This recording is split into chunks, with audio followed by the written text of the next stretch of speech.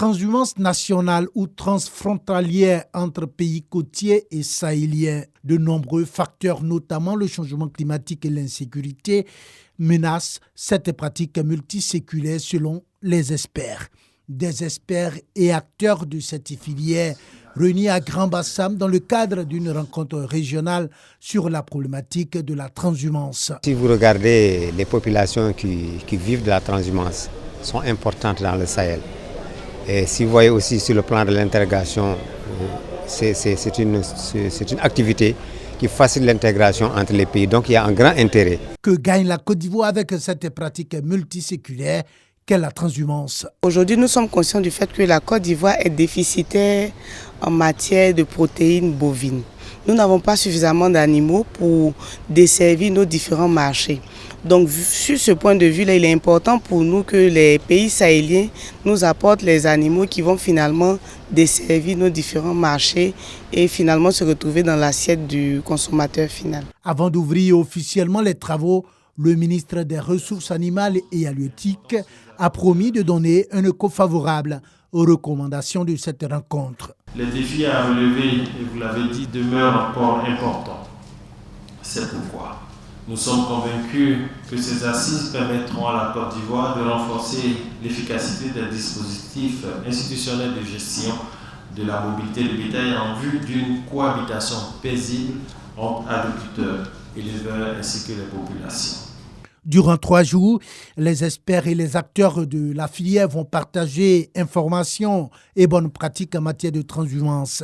Cette rencontre régionale permettra également de faire le point sur le bilan de la campagne de transhumance 2022-2023 et de dégager les perspectives pour la prochaine campagne.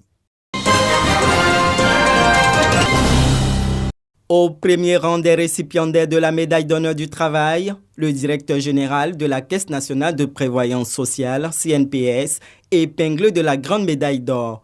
Ce sont au total 160 médailles d'honneur décernées par le ministre de l'Emploi et de la Protection sociale, dont 25 médailles grand or, 45 médailles d'or, 13 médailles de vermeil et 77 médailles d'argent.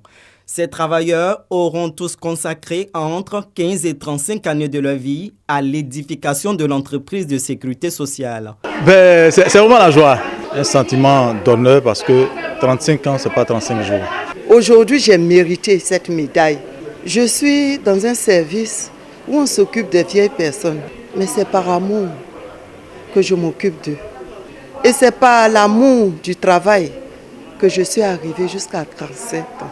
Pour le directeur général, ce sont des lauriers amplement mérités par ses agents dont les efforts ont permis à la Caisse de relever d'énormes challenges, notamment celui de passer d'une situation déficitaire entre 2005 et 2011 à une situation d'embellie économique à partir de 2012. 8 milliards d'excédents en 2012, 33 milliards en 2013, 45 milliards en 2014, 63 milliards en 2015, jusqu'à en 2019 atteindre 100 milliards et depuis 2019, nos bénéfices sont au-dessus de 100 milliards.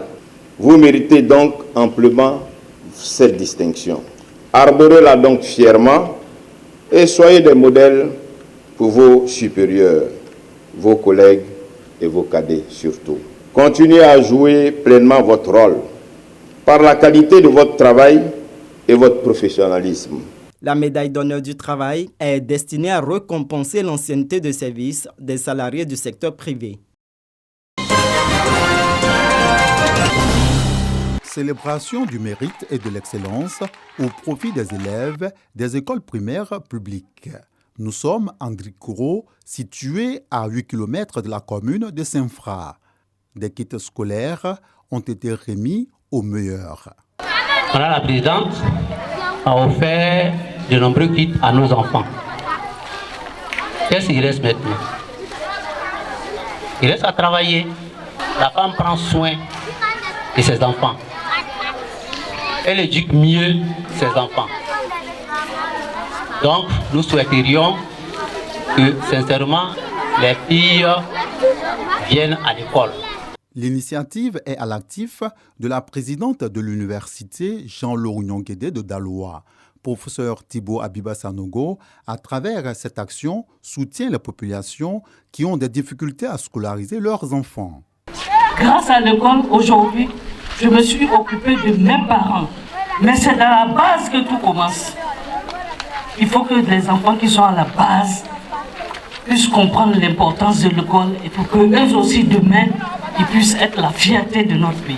Ces actes s'inscrivent dans la vision 2030 Côte d'Ivoire solidaire du président de la République Alassane Ouattara. Le droit à l'éducation, un levier de développement.